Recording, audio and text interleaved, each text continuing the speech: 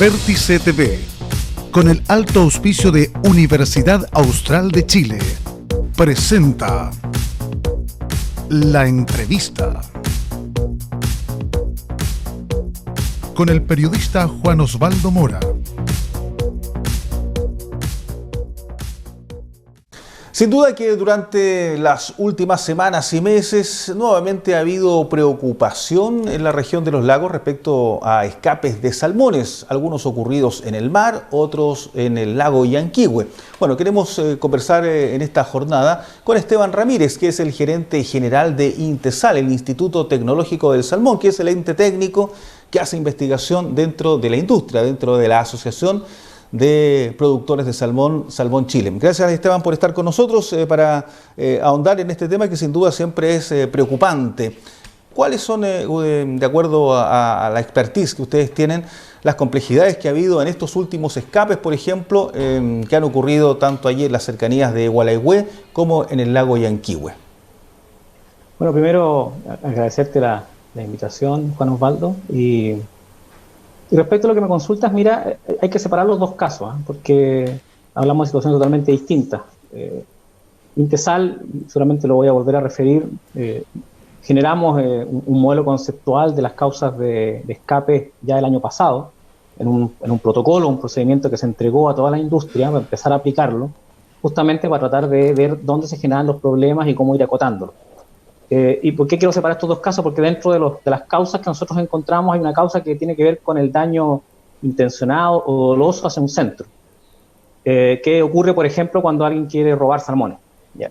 En el caso de lo que ocurrió en el lago, si bien está en investigación, pero ya está en fiscalía, los antecedentes que hemos visto todos, digamos, públicamente muestran que no obedece a un escape que tenga responsabilidad alguna el tenedor de los salmones, porque finalmente fue alguien y les cortó las mallas. Esa es una situación. Y por consiguiente eso tiene una forma de resolver que es distinta al abordaje técnico o a lo que nosotros nos dedicamos, que es más lo técnico y más lo científico.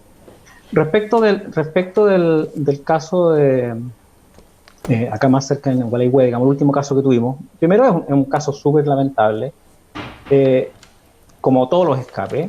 No obstante, es un tema que todavía, es un caso que todavía está en proceso por supuesto, de investigación. Ahora, lo que hemos sabido, lo que muestra la información es que estamos hablando más que de un escape, de un hundimiento, es decir, algo un poquito distinto. Y por ende hay que ver cómo se desarrolla, qué entrega la información que se está investigando. Hoy día ya se publicó, apareció en la prensa que el plan de investigación que la empresa propuso fue aprobado.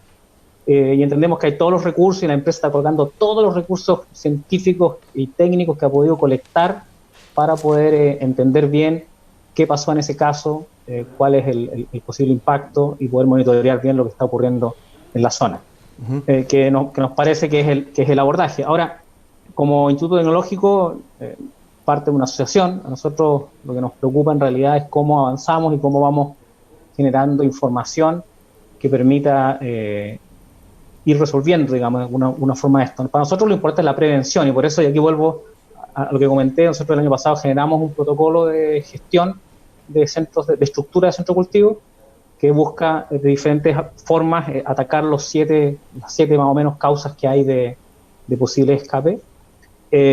Y por otro lado, estamos también promoviendo estándares que sean más allá que la regulación. La idea siempre ir un poco más adelante que la regulación. Claro, justamente eso te quería consultar, Esteban, en este tema. ¿Cuáles son las causas principales de acuerdo a lo que ustedes han logrado determinar y cuál es el protocolo estándar que debería tener la industria, entendiendo que están en una zona que tiene temporales, que tiene vientos, que tiene mareas, que hay una serie de condiciones del sur que son propias, por supuesto, de su entorno? Por lo tanto, la preparación para un centro de cultivo que está generando este tipo de justamente empresa debería tener esos protocolos más o menos establecidos. Por ende, ¿cuál es la causa principal que pudiese existir y dónde se pudiese hacer prevención o mejorar desde el punto de vista de la industria? A ver, hay dos preguntas en lo que tú me estás planteando. Voy a ir primero, hay una pregunta que se responde desde lo conceptual, más que es cómo uno identifica las causas, independiente de que sean las que hayan ocurrido o no hoy día o en otros escapes. En eso hay un pool de causas, o sea, van desde desde un evento climático impredecible, el equivalente a un terremoto en un edificio, hasta la acción dolosa de querer abrir un centro, romper un centro por alguna razón, por ejemplo, podría robar. Y entre esos dos extremos tú te encuentras con, bueno, accidentes, un barco que pueda chocar con un centro, ataque de lobos marinos, por ejemplo, que puedan hundir una parte del centro y se escapen algunos peces. Yo creo que aquí hay algo que me gustaría precisar. En Chile, escape, lo que hay que informar es cualquier escape. O sea, no está normado, si es que yo, voy a exagerar, si es que yo se libera un salmón, perdón, o se escapan 1000 salmones. Se entienden ambos como escape. Y por eso a veces uno mira las estadísticas de escape y encuentra que hay tantos escapes, pero en realidad podemos estar hablando de un individuo, exagerando, como de muchos individuos. Yo quiero decir que no hay un rango. Cualquier liberación involuntaria que ocurra de salmones es considerada un escape en la regulación. Entonces, por eso es que aparecen estas causas que pueden ser medias extrañas, porque efectivamente ha ocurrido que lobos marinos pueden ponerse sobre una jaula, hundir un poco y hay escapes por lobos marinos. Eso en la estadística uno lo encuentra. Entonces, en base a la estadística, lo que ha pasado, descubrimos estas 7 causas, ¿no? ¿Para qué vamos a comentar las 7? Y todas pueden ser. Entonces, lo que hemos visto, al menos en los 2 escapes grandes, lo que se conoce como información, y quiero ser súper preciso en esto, nosotros accedemos a la misma información que puede acceder cualquier persona en estos casos y que está pública ¿cómo se llama? Por ejemplo, en la SMA, donde se siguen los casos y toda la información que se va publicando, nosotros lo vamos mirando también. Entonces, en los 2 escapes grandes que todos tenemos en nuestra cabeza, uno hace 2 años y este todavía está en investigación, por consiguiente, opinar respecto a lo que ocurrió es irresponsable, más allá del hecho de que se ha declarado que fue un caso generado por una condición climática compleja. Claro. En el caso del que ocurrió hace 2 años atrás, ahí hay más antecedentes y hasta ahora los antecedentes que hay también apuntan a que hubo una situación climática compleja. Ahora, la pregunta es, bueno, pero entonces, ¿cómo se diseñan esto? Que creo que es tu pregunta. Exactamente, Esteban, era más que ir al caso puntual de Blumar o de la empresa anterior. ¿Cómo se diseñan? Claro, el protocolo general para la industria para que esto trate de disminuirse al mínimo o simplemente no existan, digamos. Por eso, todas las empresas diseñan en base a normas de cálculo que son normas de cálculo de la ingeniería. O sea, aquí no hay mucho secreto, existen normas de ingeniería para diseñar estructuras, y en este caso los fondeos y todo eso es lo que se ocupa, ¿ok? Ahora, es cierto que uno puede adscribir, por ejemplo, a la norma noruega o a la escocesa,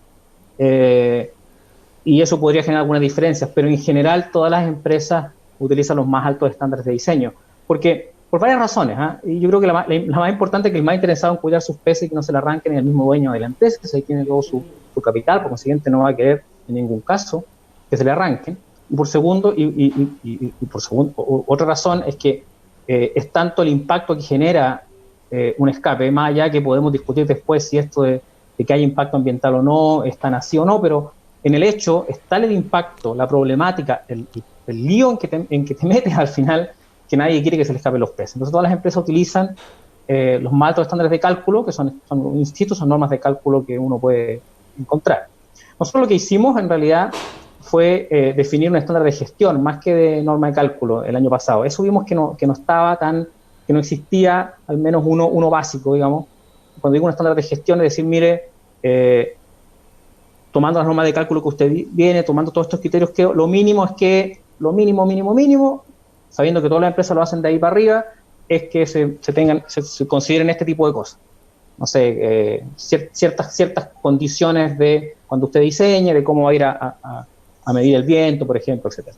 Ahora, esto es un estándar, como digo, mínimo, lo generamos el año pasado, está a disposición de la industria y esperábamos este año hacer una especie de auditoría muestreal para ver qué tan alejado, qué tan por sobre se podía estar de este estándar, pero lamentablemente ¿cómo se llama? El COVID nos paró un poco, tenemos esa tarea un poco detenida porque es muy difícil acceder a los centros con gente para hacer este tipo de auditoría. Cuando digo que un estándar mínimo me refiero a que un estándar base, no obstante, recoge las mejores prácticas de la industria. O sea, no entiendan por favor la palabra mínimo como que, se tiraron bajo, no.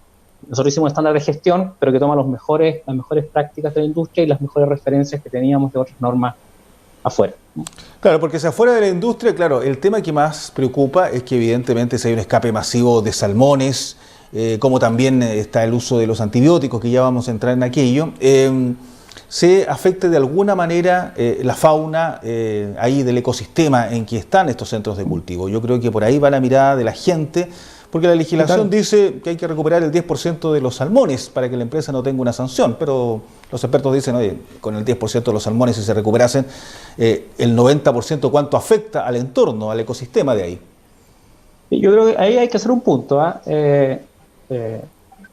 La información que hay respecto de, que no es mucha, aquí parte del rol nuestro también es fomentar que se genere investigación, ¿okay? Y tratar de articular de que la información surja información ojalá validada públicamente, que todos reconozcan como tal, porque en el caso de los escapes lo que ha ocurrido, insisto, con la poca información que hay, si uno revisa los papers, que es lo que hace la gente que trabaja conmigo, que ha buscado esa información, muestran que para el caso del salmón salar, que es el salmón del Atlántico, que es lo que más se produce en Chile, más del 70% de los centros son de salmón del Atlántico, en realidad hasta ahora lo que se ha encontrado es que este salmón no se asilvestra, no sabe comer en el medio ambiente, y por ende no lo encuentras después de los escapes pasados un tiempo, y tampoco genera, cuando digo no se silvestre, no aparece en comunidades, que entonces esta idea de que los salmones salen a comerse todo lo que hay, desesperados, que son como, yo he leído declaraciones como perros rabiosos o como ratones, cualquier cosa,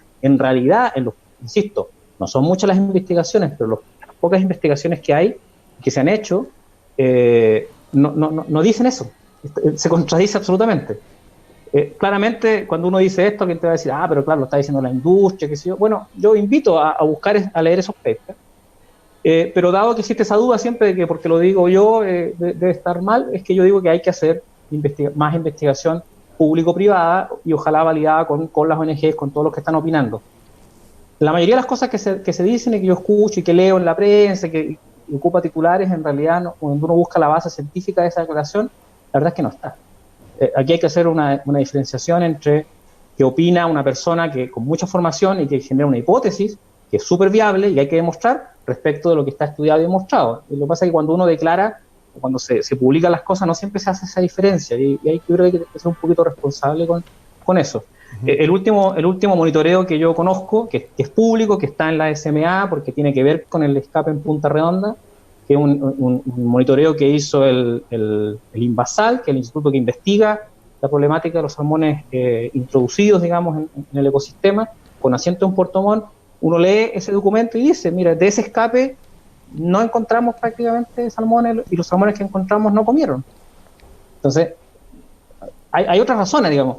Se dice que no tienen, por ejemplo, los salmones no tienen un depredador natural, efectivamente, porque no son de acá, pero está arduamente estudiado que ¿cómo se llama? Los lobos marinos les encanta comerse los salmones, de hecho atacan los centros para comerlos, o sea, tienen un depredador que no es natural, pero que está acá presente. Entonces hay hartas cosas que están en la documentación y que no se dicen, y yo creo que la única forma de resolver esto es que ojalá nos pusiéramos todos de acuerdo, y yo hace rato que vengo promoviendo eso, desde lo privado, desde lo público, que es súper importante que también esté el Estado, pero también las comunidades, para que tengan confianza en el proceso, y hagamos de una vez por todas un buen estudio que muestre qué pasa en el caso de los escapes. Eso no quiere decir, y me cambio al otro lado, independientemente de que el daño ambiental uno piense que no es tan amplio y que no es tan grande realmente, y lo pudiésemos demostrar en base a lo que te estoy comentando, eso no quiere decir que no haya que trabajar en la prevención. O sea, claramente, de nuevo, el productor es el que menos quiere que se le arranque un salmón, y ahí tenemos que seguir trabajando en la prevención, mejorar la regulación. Hay ya trabajos en esa línea, no solo lo que puedan hacer los titulares de manera voluntaria, sino que también lo que se pueda regular. Se está trabajando en eso y me parece que ese es el camino. Aquí el camino es prevenir, que esto no ocurra. Esteban, como representante justamente del INTESAL, claro, lo que haces tú es un llamado a otros entes ajenos a la industria que haga más investigación, universidades, ONG, o que se valide todo aquello también con el mundo de la pesca artesanal, Sí, de las comunidades, que claro. probablemente son las que siempre tienen este cuestionamiento y que es lógico también, porque su Por entorno, supuesto. el lugar donde viven, ellos son vecinos del centro de cultivo y si claro, hay un escape de 10.000, 20.000, 50.000 salmones, evidentemente que eso va a afectar de alguna u otra manera, pero en cuanto es lo que hay que investigar, ¿verdad? Eso es lo que yo entiendo. Exacto, exacto. Y mi llamado, porque yo pensé que me iba a preguntar otra cosa, que bueno, ¿por qué no lo hacen ustedes? Yo insisto, nosotros hemos fomentado trabajo, digamos, hay, pero lo importante es que hay que hacerlo con la mirada de todos. O sea, yo entiendo perfectamente eso. Y soy el más sensible respecto de lo que puede sentir alguien cuando no tiene toda la información. Estoy desde la calle, en el fondo mirando y pasan estas cosas, uno se llena de información, sobre todo hoy día, digamos, que todo corre en las redes, y al final, en cómo confío en lo que me están diciendo. O sea, ¿por qué le van a creer a Esteban Ramírez hoy día que está diciendo que en realidad falta información, que la información apunta que el impacto no sería tan grave como uno cree? Pero bueno, la única forma de resolverlo es juntarnos todos y hacer un trabajo que sea validado por toda la comunidad en el fondo.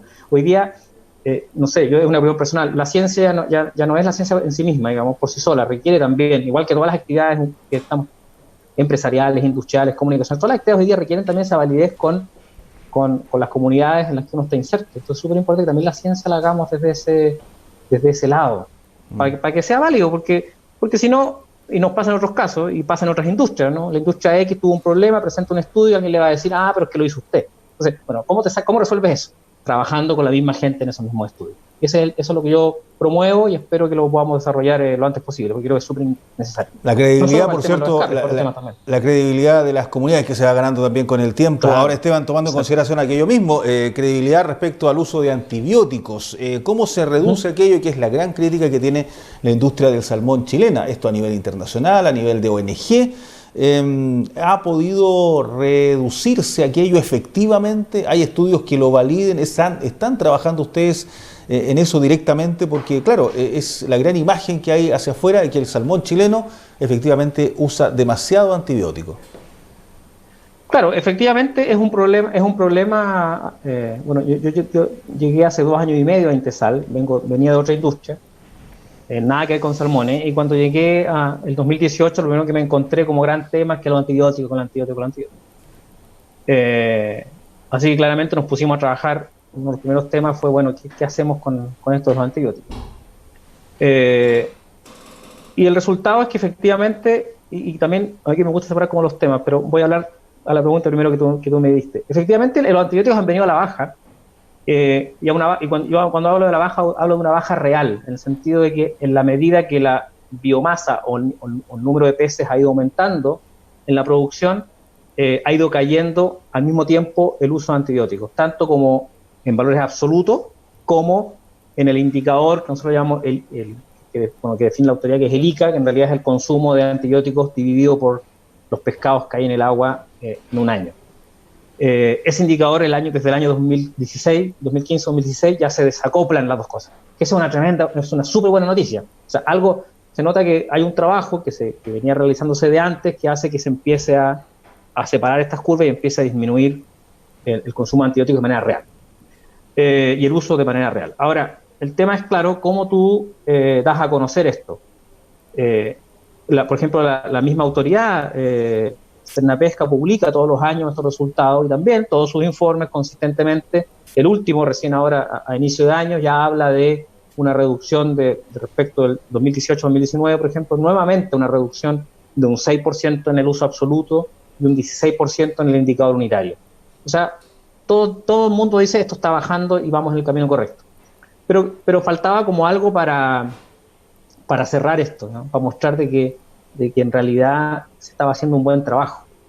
Y en esa búsqueda se coincidieron voluntades con una ONG en Estados Unidos, que es el Monterrey Bay Aquarium, y con el Monterrey Bay Aquarium conversando, dijimos, bueno, ¿por qué no trabajamos juntos? Que es una ONG del área ambiental, es una ONG, ¿cómo se llama?, que tiene incluso tiene un estándar de recomendación o no del origen de cualquier especie marina. Ellos tienen un semáforo que te dicen no recomendado, recomendado y mejor opción.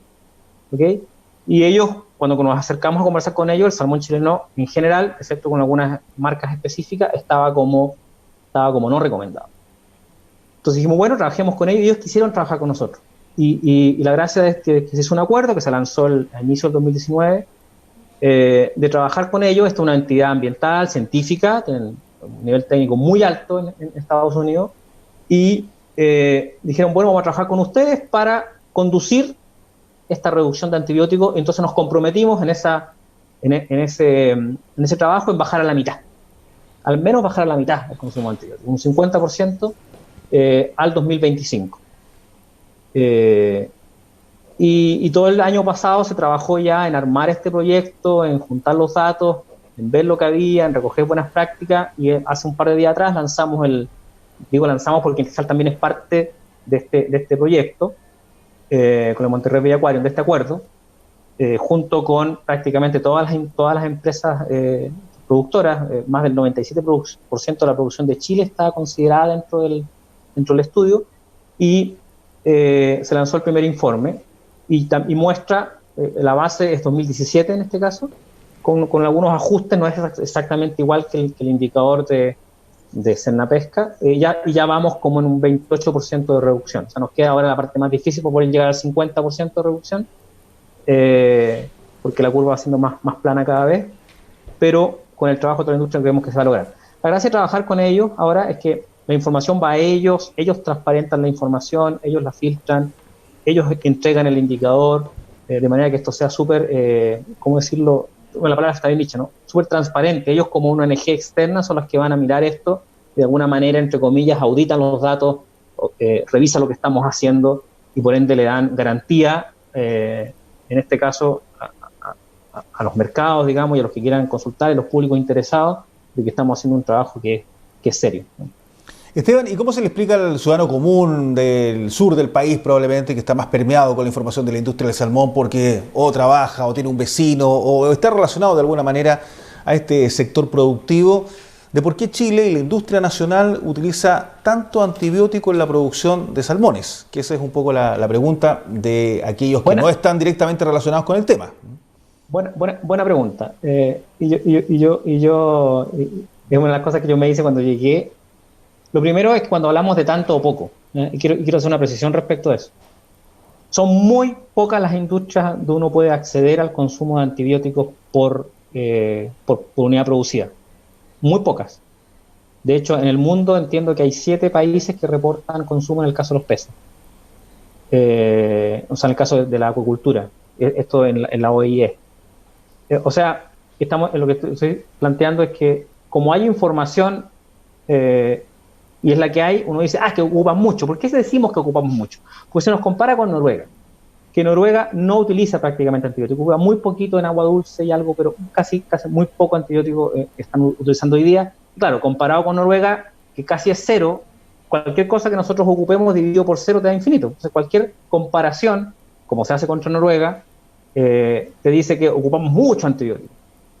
Pero la verdad, el mucho o poco tiene que ver con eso, es una cuestión relativa. Yo no tengo idea, y no quiero hacerlo tampoco, solo quiero poner el punto sobre la mesa, que no tengo idea cuánto el consumo, no tengo idea per cápita de antibióticos en hospitales. Capaz que sea mucho más que en salmones, no lo sé. Lo que quiero decir es que el mucho o poco viene de esa comparación, viene de comparar contra cero. Y contra cero lo que hagamos va a ser mucho. Ahora, ¿por qué nosotros ocupamos antibióticos y no ocupan los noruegos? Dado que esa es la comparación que nos hacen. Porque nosotros tenemos una enfermedad en los peces que es endémica, es prevalente, es decir, siempre está presente, que es una bacteria, y la única forma de atacar a esa bacteria es con antibióticos. Y los noruegos, sus bacterias, no tienen pero tienen otras bacterias, ya han logrado desarrollar las vacunas. Para el caso de Chile, esta bacteria en particular ha sido muy difícil dar con una vacuna. Si bien hay ya algunas vacunas, hay ya mucho avance en tecnologías para retenerla, y por eso es que vemos que va bajando el consumo de antibióticos, porque se han desarrollado vacunas, porque se ha trabajado también en resistencia, en resistencia inherente del pez, vía genética, mejoramiento genético, selección genética en realidad, de los peces más resistentes, para que ellos sean los que siguen reproduciendo, y por ende el pez se va haciendo más robusto frente a la enfermedad, mejores dietas. Mira, aquí está toda la industria orientada en resolver esto. Pero la razón de que nosotros tengamos más o menos es porque se compara contra Noruega, y Noruega no tiene uso. En otras especies animales también se usan antibióticos, pero realmente uno no sabe, uno no tiene la información. Ahora, es súper bueno que se sepa.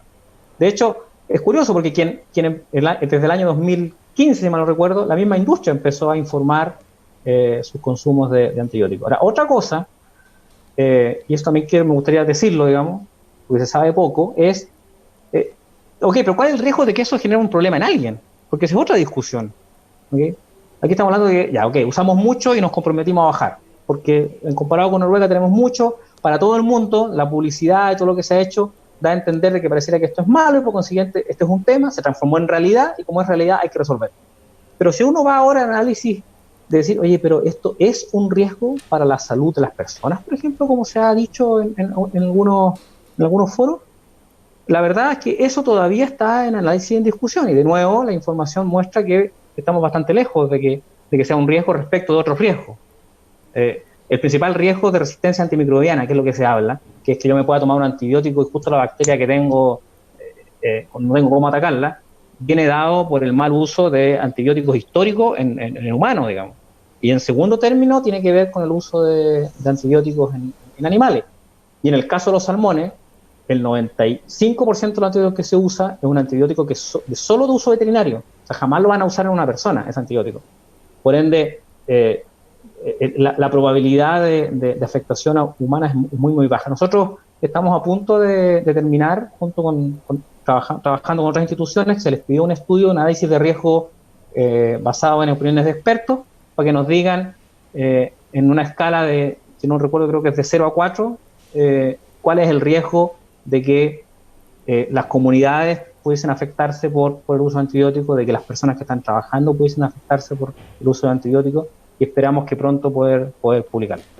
Claro, una vez más también ahí falta tal vez más investigación científica para tener datos duros, datos creíbles, datos que son evidentemente comprobables. Ahora, Esteban, de acuerdo a lo que tú decías, el año 2025 es el compromiso de la industria del salmón chilena de rebajar a un 50% con este trabajo ahí de la ONG Monterrey Bay Aquarium, ¿no? ¿No pareciese un plazo bastante extenso, media década? ¿No es posible conseguirlo antes? Si ya han logrado un 28% a este año. Lo que pasa es que cuando tú empiezas a trabajar este tipo de temas te encuentras con que al inicio es fácil bajar, porque los grandes gaps los vas cerrando rápido, ¿okay? Las mejores prácticas, no sé, por lo mejor que hay en tratamiento, eso rápidamente, la mejor regulación. Aquí también hay que decir que la regulación ha evolucionado un montón en el caso de Chile para el tema del uso de antibióticos. Tienes que pensar que para recetar, un ejemplo nomás, para recetar antibióticos a un pez necesitas la firma de un veterinario con una receta electrónica visada por el Servicio Nacional de Pesca y todo trazado. O sea, mira, ni en salud humana existe un control tan estricto de antibióticos como el uso de los salmones, lo cual es súper bueno, porque eso también permite que los datos sean transparentes, que la información esté, que uno no puede decir no, que se usa y no se reporta, no hay ni una posibilidad. Es muy, muy difícil, ¿cómo se llama?, que el control esté mal hecho, porque es un control súper estricto, insisto, más estricto que el control de antibióticos en humanos. Entonces, cuando tú tomas las primeras acciones, bajas rápido, y esto pasa en todos los procesos, no solamente el proceso de optimización, cualquier proceso está medio estudiado ya. Cualquier cosa que tú quieras mejorar al inicio es rápido, pero después entras en la parte en que el esfuerzo para lograr una disminución es mucho más grande y las disminuciones son más chicas. Y por eso es que se puso un plazo de aquí al 2025, porque lo que vamos a ver ahora es que, claro, ahora estamos súper felices, ya hablamos de un 20, es como que tenemos la mitad de la meta lista, pero los años que nos quedan, que no son muchos, la verdad es que nos quedan, ¿cuánto? 3 años, 4 años, que al final en esto no es nada, tenemos que lograr llegar a esta meta. Y los cambios que podamos generar los vamos a ir viendo reflejados tardíamente. No olvidar, que también normalmente la gente no lo sabe, que el ciclo del salmón dura 3 años. Desde que tú piensas en la ovita, en el huevito, hasta que tienes un salmón para consumo han pasado 3 años. Entonces, tienes que controlar todo en 3 años. Entonces, ponerte una meta a 1 año, por ejemplo, o a 2 años, al final es imposible, porque ni siquiera la voy a poder ver. necesita un periodo de tiempo porque el ciclo es muy largo también. Están los dos problemas. Bien, pues Esteban, podríamos estar hablando mucho más, estamos en el tiempo, pero quisimos ahí aclarar algunos puntos y por supuesto desde el punto de vista técnico de la industria del salmón, que es el INTESAL. Gracias, hasta una próxima oportunidad. Esteban Ramírez, gerente general de INTESAL, este organismo que le decíamos, el Instituto Tecnológico del Salmón, que depende de Salmón Chile. Hasta una próxima oportunidad. Muchas gracias, que estén bien, cuando quieran. Ahí estaba entonces Esteban Ramírez con estos temas, ahí el compromiso entonces de la industria del salmón al año 2025 en disminuir un 50% el uso de antibióticos en nuestro país. Y también aclarando allí algunos protocolos que se están estableciendo y mejorando para lo que sea la prevención de los escapes masivos de salmones que también han preocupado a la población de la región de los lagos durante los últimos meses y durante los últimos años, entendiendo que también ha habido aquello en el pasado. Gracias a ustedes por la sintonía, nos reencontramos en cualquier instante. Esto es la televisión regional, esto es Vértice TV. Vértice TV, con el alto auspicio de Universidad Austral de Chile, presentó La Entrevista con el periodista Juan Osvaldo Mora.